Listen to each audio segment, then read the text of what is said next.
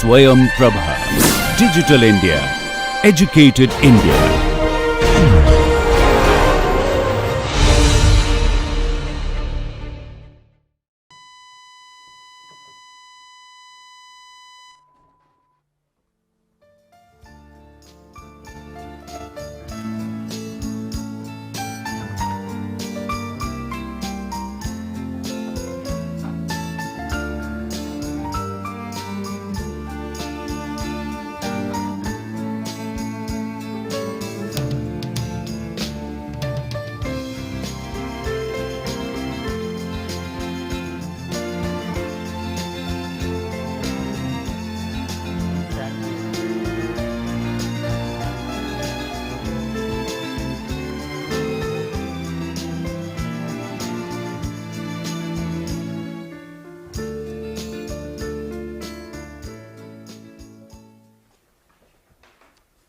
So, we will continue our discussion on transfer functions.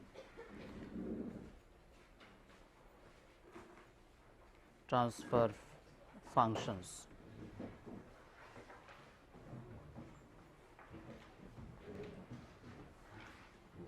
Yesterday, we have considered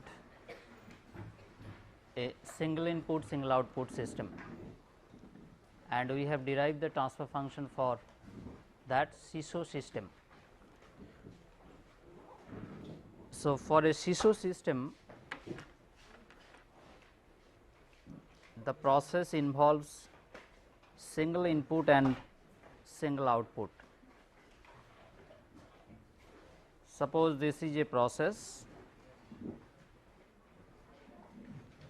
this is the input to the process and this is the output of the process. We have represented the input by f t and output by y t, fine, and the process is modeled by an nth order linear or linearized nonlinear equation. So, we considered in the last class the nth order model represented by a n d n y d t n plus a n minus 1 d n minus y d t n minus 1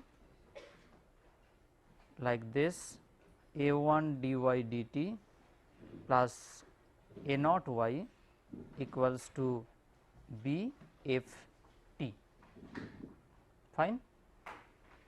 A and b, these are constant coefficients, a and b, these are constant coefficients, and both output and input, these are deviation variables, fine. In the next step, we took Laplace transform of the process model, and finally, we got the expression in S domain, that is like this: y s divided by f s equal to b divided by a n s to the power n plus a n minus 1 s to the power n minus 1 a 1 s plus a naught, which is basically the transfer function represented by G s, fine. Then in the next step, we made the block diagram. Block diagram is like this: G s is representing the process, the input to that process in Laplace domain is f bar s and output is y bar s. This is the block diagram for the SISO system. Now, today we will consider one multi input single output system, and we will try to derive the transfer function for that process. Today we will derive the transfer function for a multi input single output system MISO, multi input single output system. So, the process we can represent by this. Suppose the process, this is the process, this is one input represented by F1t, another input we will represent by F2t, fine, and single output, that is Yt. So, this is the representation of a multi input single output system. So, next we have to consider the model for this process. So, we will represent the process by this equation A n d n y d t n plus n minus 1 d n minus y d t n minus 1 like this, a 1 dy dt plus a naught y, and right hand term, right hand side includes two input variables, one is b 1 f 1 t and another one is b 2 f 2 t, fine. The process model is quite similar with that of the SISO system, only new addition is the input variable. In the previous case we had two input variables, here one input variable, fine. So, next we have to take the Laplace transform. If we take the Laplace transform and if we rearrange, then we will get the expression like this, b 1 a n s to the power n, a n minus 1 s to the power n minus 1, a n s plus a naught multiplied by f 1 bar s. Another expression will be b 2 divided by a n s to the power n, a n minus 1 s to the power n minus 1, a 1 s plus a naught f 2 bar s, fine. In this discussion you remember that y and f both are the deviation variables. So, this is the representation in S domain of the linear model or linearized nonlinear model. So, we can write this equation in this form, y bar s equal to z 1 s f 1 bar s plus z 2 s f 2 bar s, fine. We can rearrange the equation, I mean the Laplace the equation in Laplace domain by this equation, where this part represents z 1 and this one is z 2, fine. In the next step we need to develop the block diagram. What will be the block diagram of this system? So, we have basically two transfer functions, one is z 1, another one is z 2. Two inputs in Laplace domain, one is f 1 s, another one is f 2 s, and single output, that is y s. So, one block for z 1,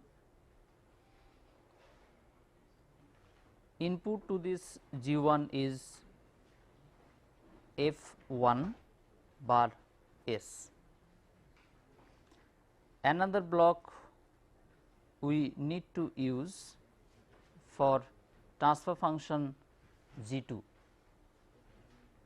Input to this block is F2 bar S. Fine. Now, the output of these two blocks we need to add.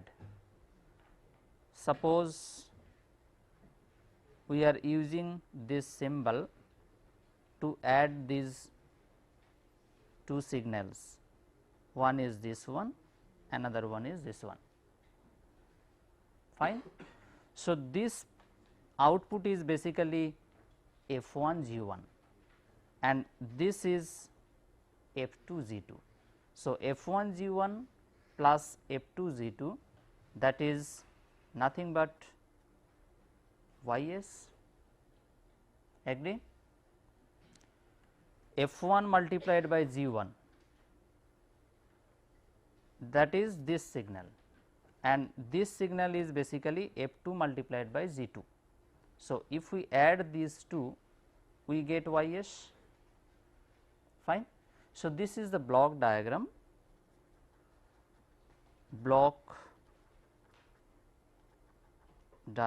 of the multiple input single output example. Fine. Now, if we consider n number of input variables, but a single output variable, what will be the block diagram for that? If we consider n number of input variables f1, f2 up to fn, and if we consider only one output variable y, what will be the block diagram that you draw? So,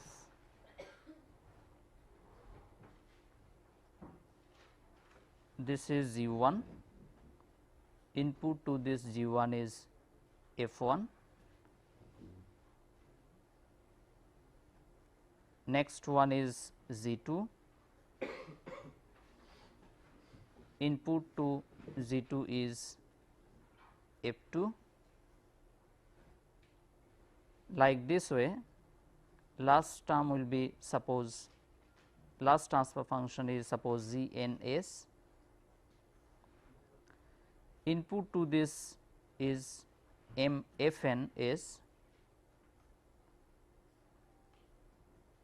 By adding all these outputs, we get Ys. Fine. So, this is for several inputs and single output. This is the block diagram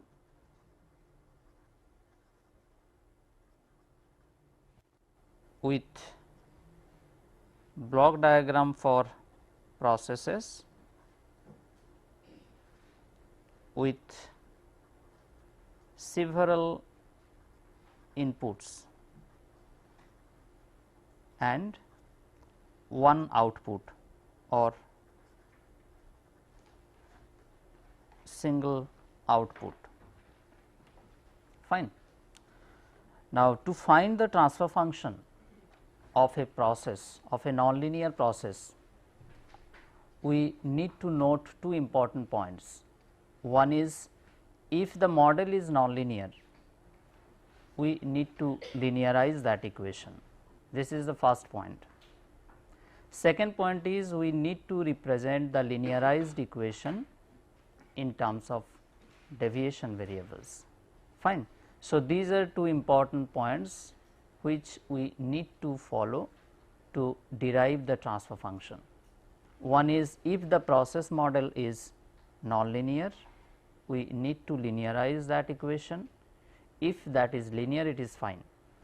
Second point is, we need to represent the linearized equation in terms of deviation variables. Another question comes, that is, what is the use of this transfer function? What is the use of this transfer function? Okay. we will consider one single input single output system. So, for a SISO system, we consider one process and input to this process is F t, output to this process is Y t. Fine. For this SISO system, the block diagram is G S, input is F bar S, output is Y bar S. Fine. Now, G S is known to us. I mean, if we have the process model, we can easily derive the transfer function for that process. So, G S is derived, I mean G S is known to us. So, G S is suppose given. Now, what we can do? We can give a change in input variable. Ultimate answer is to observe the process dynamics, we use the transfer function. Fine. By the use of transfer function, we know the transient behavior or dynamic behavior of a process. But how we can know that? We have the process initially at steady state. Fine. Now, we are introducing some change in input variable. Fine. Change in input variable. We are introducing some change in input variable and that is represented by F t. We are introducing some change in F t. Then we can easily transform this F t to F s by taking Laplace transform. Say for example, if we introduce a step change with magnitude A, suppose this is the step change with magnitude A, we can change it in S domain. How much that will be? A by S. Fine. In the next step, we can determine Y bar S. How we can determine Y bar S?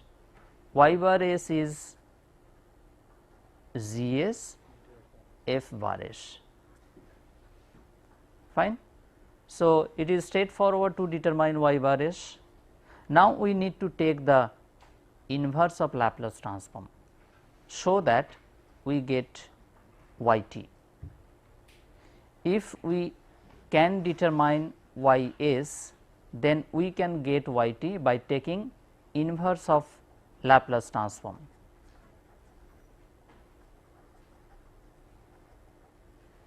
Fine. So, we have a particular process, we are introducing some change in input variable in terms of F t. Now, we can change to that input in S domain represented by F bar S. In the next step, we can calculate Y bar S, because Y bar S is equal to G S F bar S. Fine. Then by taking inverse of Laplace transform, we can know Y t. So, if we give a change in input variable F t, we can know the transient behavior of that process in terms of Y t. So, that is the use of transfer function. Fine. Now, we will consider some chemical engineering examples and we will try to find the transfer functions. First, we will consider a simple example, that is liquid tank system. So, we will derive the transfer function of a liquid tank system. We will derive the transfer function of a liquid tank system. So, this is the schematic of a liquid tank system. A liquid is entering at a flow rate of F I and the output is coming out at a flow rate of F naught. The liquid height is H, cross sectional area of the tank is suppose A. Fine, this is a schematic of a liquid tank system. Fi and F naught both are in terms of volumetric flow rate. So, Fi and F naught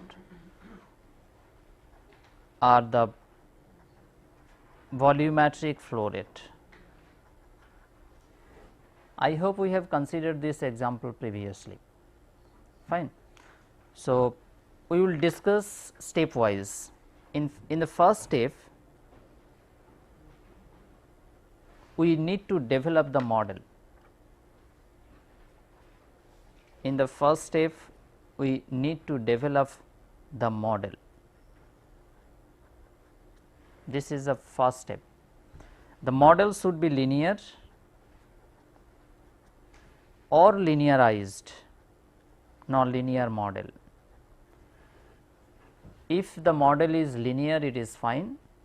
If the model is non-linear, we have to linearize that using Taylor series. So, what is the model of this system? I mean, what is the modeling equation? If dH dt equal to Fi minus F naught by assuming the liquid density constant. So, this is the modeling equation for the example liquid tank system. In step 2, we need to construct the model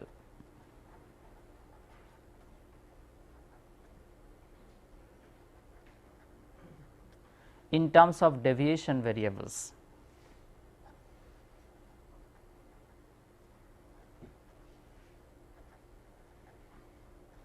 In terms of deviation variables. Fine. So, to construct the model in terms of deviation variables, we have to consider the model at steady state. So, what will be the modeling equation at steady state condition? At steady state, the modeling equation becomes Fi s minus F naught s. We have just added suffix s to represent the steady state. Fine. Anyway, this model is the linear equation or non-linear equation? This is the linear equation. So, there is no need of linearization. So, this is the equation, modeling equation at steady state condition. So, how we can represent the modeling equation in terms of deviation variable? We need to subtract this steady state equation from this dynamic equation. So, the model in terms of deviation variables has this form: A dH prime dt equals to Fi prime minus F naught prime, where Fi prime is Fi minus Fis, F naught prime is F naught minus F naught s, and H prime is H minus H s. So, this is the mathematical model in terms of deviation variables. In step 3, we need to take Laplace transform, fine, and we need to derive the transfer function. So, in step 3 we will determine the transfer function. In step 3 we need to determine the transfer function. So, for that we have to take the Laplace transform. If we take the Laplace transform, we get A s H bar prime s equal to f I bar prime s minus f naught bar prime s. Fine. This is the representation of the model in S domain. Now, if we rearrange this equation, we get h bar prime s equal to 1 by A s f I bar prime s minus 1 by A s f naught bar prime s. Fine. So, this is the equation which we got finally in Laplace domain or S domain. In the next step, we need to make the block diagram based on this equation. So, in step 4, we need to make the block diagram.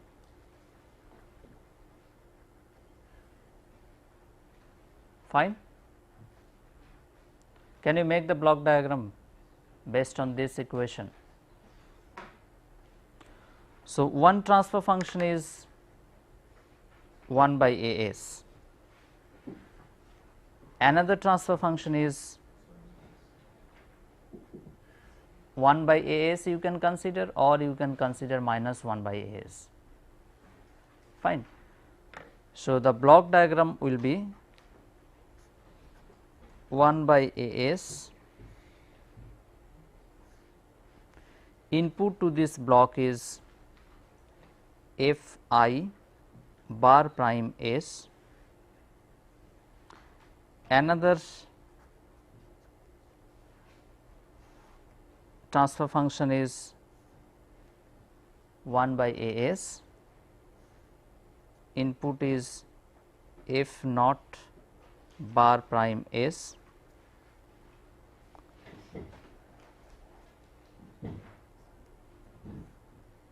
so we will use here positive sign and here negative sign. Output is h bar prime s. Fine.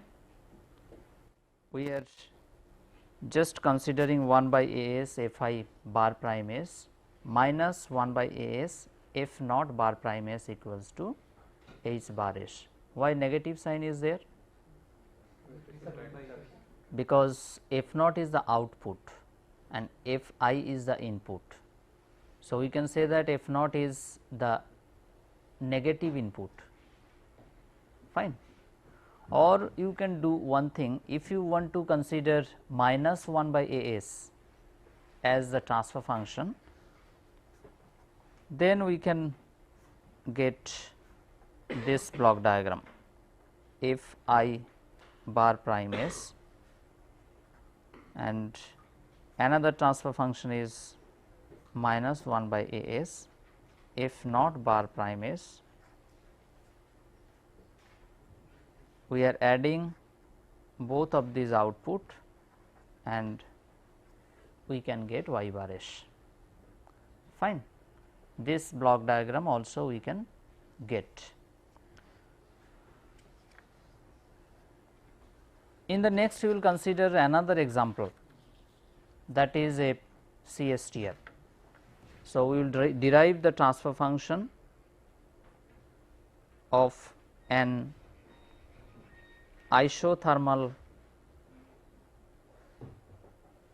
CSTR. We will derive the transfer function of an isothermal CSTR. Previously, we have considered one CSTR. I mean, we have developed the model structure of a CSTR previously, and the model structure of that CSTR includes 3 equations. Can you remember these 3 equations? One is based on mass balance, I mean total mass balance. One equation we got based on total mass balance, second equation we got based on component mass balance, and another equation, I mean third equation we got based on energy balance. Fine. Now, isothermal means constant temperature. So, for the case of isothermal CSTR, the operation, I mean the reactor operates at constant temperature. So, there is no variation of temperature. If that is the case, then we have considered one CSTR and we derived modeling equations based on these three balances. So, what is that CSTR? Yes, that is a non-isothermal CSTR, because temperature varies in that CSTR with time. So, the CSTR which we have modeled earlier, that is the non-isothermal CSTR. Non-isothermal CSTR. So, for a non-isothermal CSTR, the energy balance equation we usually derive. Now, here we will consider the isothermal CSTR. Isothermal CSTR. Total mass balance. There will not be any total mass balance equation. How we can avoid this? If we assume the reaction mixture volume constant. I mean, if we consider the volume of the reaction mixture constant, in that case we can avoid total mass balance equation. So, we are assuming that. Second is component mass balance. Component mass balance we will consider. Fine. And third one is energy balance. Energy balance does not exist for isothermal case.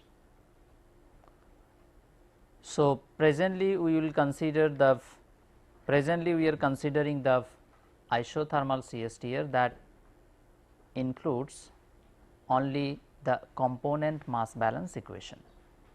Fine.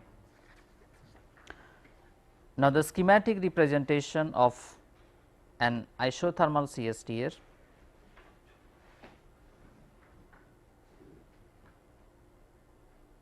is like this. Inlet flow rate is Fi, concentration is Cai. The output is coming out with a flow rate of F and a concentration of Ca. So, the concentration in the vessel is also Ca, and we will assume the volume is V. Since there is no variation of temperature, so there is no need of any external heating or cooling medium. Fine. So, what will be the component balance equation then? Fi and F both are volumetric flow rates.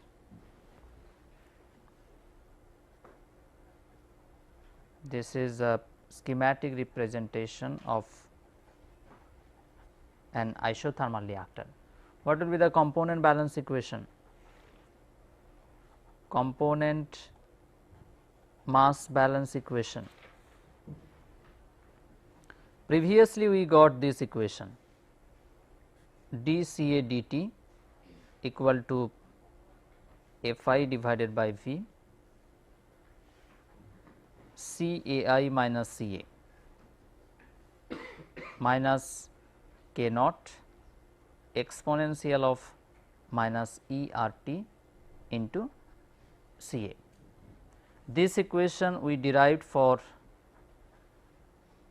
non isothermal CSTR.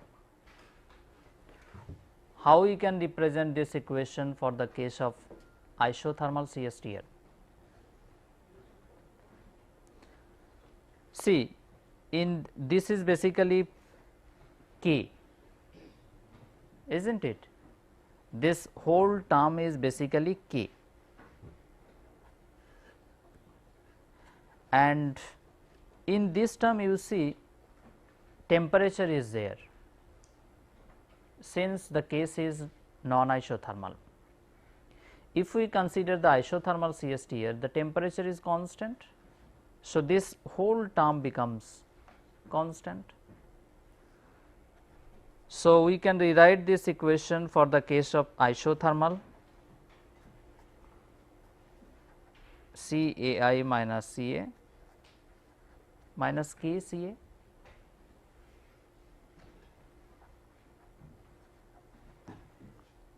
For the case of isothermal, there is no variation of temperature, that is why this whole term becomes constant, and that we are representing by K.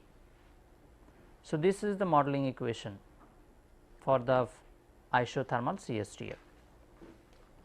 Now, we need to represent this equation in terms of deviation variables. Anyway, before that we can simplify this equation like this. This is our modeling equation, dCA dt equals to Fi divided by V Ci minus Ca into Kca. Now, we can write this equation in this way: dCA dt plus Fi divided by V plus K multiplied by Ca equal to Fi divided by V multiplied by Cai. Fine. It gives dCA dt plus 1 by tau plus K multiplied by Ca equal to 1 by tau Cai, where tau is V divided by Fi.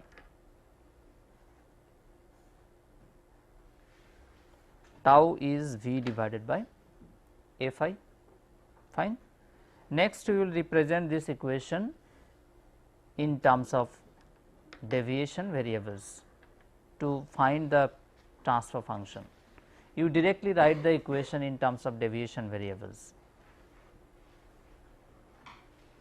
Write the equation in terms of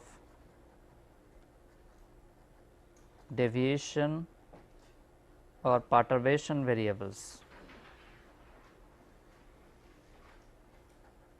dCA prime dt plus 1 by tau plus K multiplied by Ca prime equal to 1 by tau Ci prime. This will be the model equation in terms of deviation variables, where Ca prime is Ca minus Cas and Cai prime is Cai minus Cai s. To get the transfer function, we need to take Laplace transform. Take Laplace transform of this equation. If we take the Laplace transform of this equation, we get S Ca bar prime S plus 1 by tau plus K Ca bar prime S equal to 1 by tau Cai bar prime S. Fine. Now, the transfer function represented by G s equal to output divided by input equal to 1 by tau S plus k plus 1 by tau. This is the final representation of the transfer function for the example isothermal CSTL. Fine. This is the transfer function. Now, the block diagram is quite straightforward. We can directly write G s equal to 1 by tau divided by S plus k plus 1 by tau.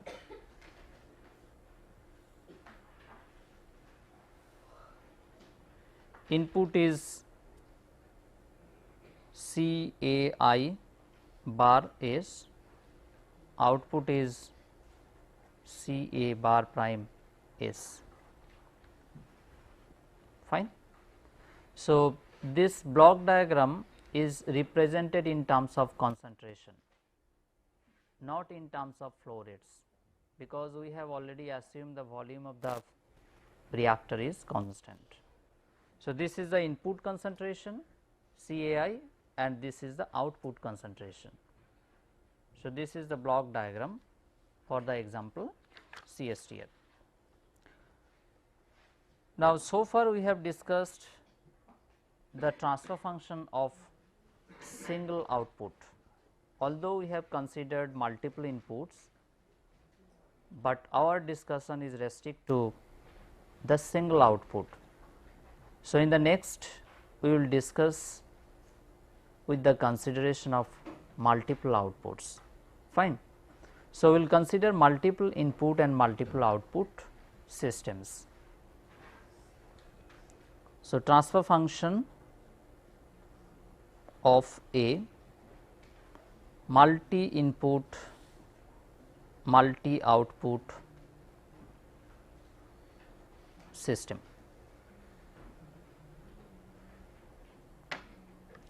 Now, the process we will represent in this way. This is the process. Suppose one input is F1, another input is F2, they are in time domain, and we will consider two outputs, one is Y1, another one is Y2. Fine. So, in this MIMO system, I mean multiple input multiple output system, basically we are considering 2 by 2 system, 2 inputs 2 output. Fine. Now, first we need to write the input output model for this process. So, input output model is dy1 dt equal to A11 y1 plus A12 y2 plus B11 f1 plus B12 f2. This is a linear equation, and this equation is representing the variation of y1. Fine. Similarly, for the second output y2, we have the linear model represented by this equation dy2 dt equal to A21 y1 plus A22 y2 plus B21 f1 plus B22 f2. So, this is the model of the 2 by 2 system, I mean MIMO system. we can represent these two modeling equations in matrix form, and that is represented in this way, equal to A11, A12, A21, A22, Y1, Y2,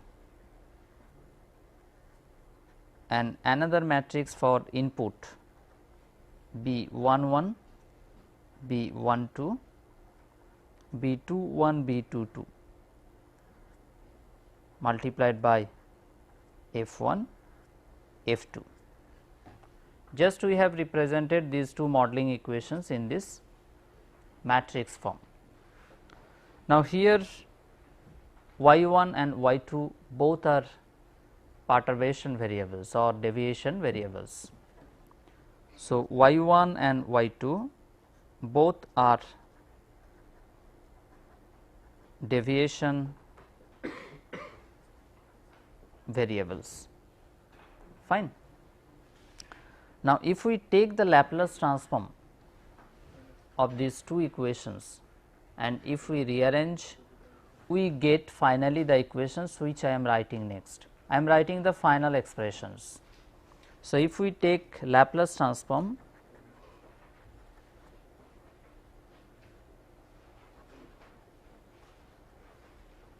taking Laplace transform and rearranging, we get y1 bar s equal to s minus a22 b11 plus a12 b21 divided by Ps. Ps is a polynomial. We will write the expression for Ps later. So, this is the first right hand term and another term related to F2, that is S minus A22 B12 plus A12 B22 divided by Ps multiplied by F2 bar S. This is the final expression for Y1. Similar expression for another output Y2 we get, that is Y2s equal to S minus A11 B21 plus A21 B11 divided by Ps. F1s plus S minus A11 B22 plus A21 B12 divided by Ps F2 bar S. Fine. These are the two expressions, and the expression for the characteristics polynomial Ps is like this. The Ps is the characteristics polynomial represented by A11 A22s minus A12 A21 minus A11 A22. This Ps is the characteristic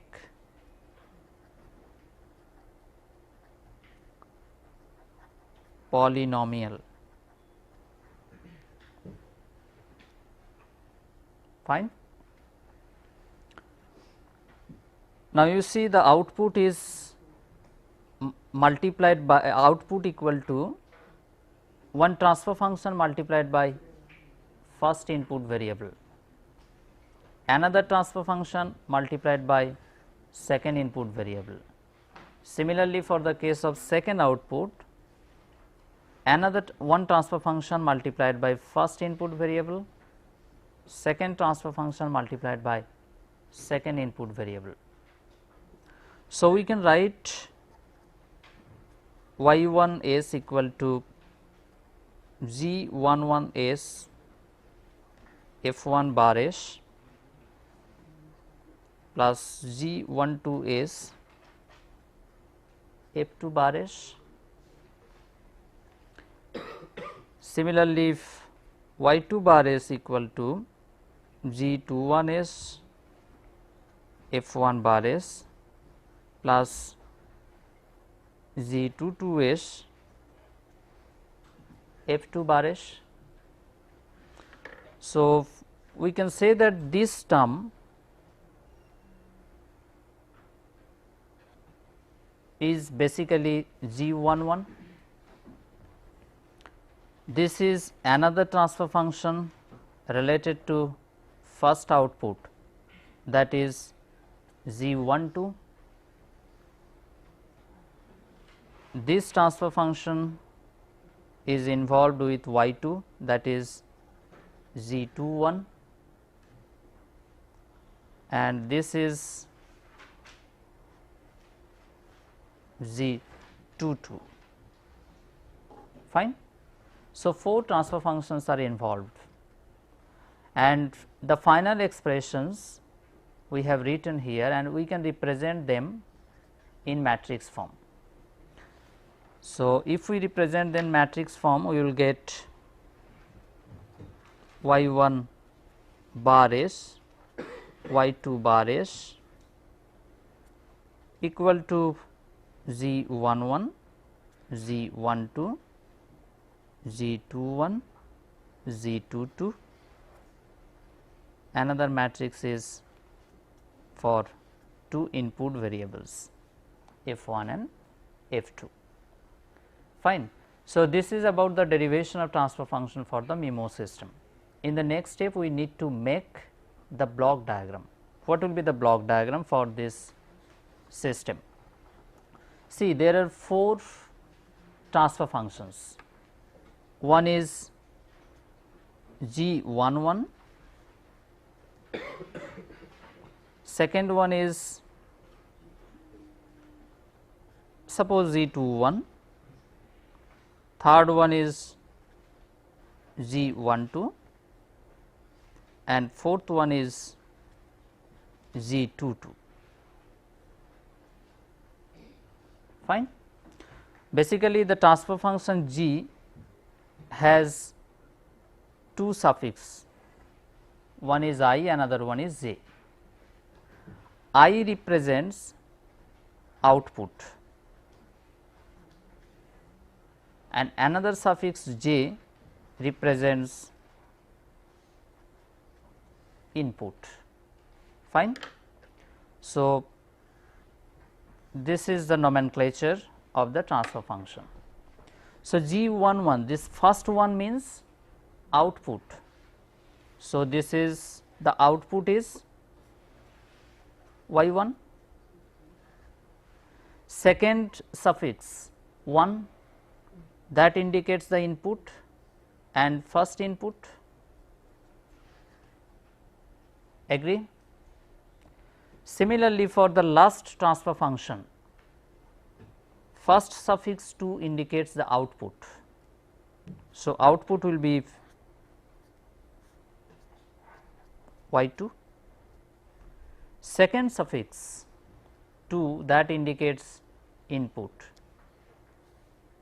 second input is basically f2 bar s. So, how we can add the input and output streams with this g21? You see g21 first suffix is 2. So, output second output. So, this is the second output, second suffix indicates the input, that is first input, that means f1. So, we will add f1. Similarly, for G12, first suffix is 1, that means Y1,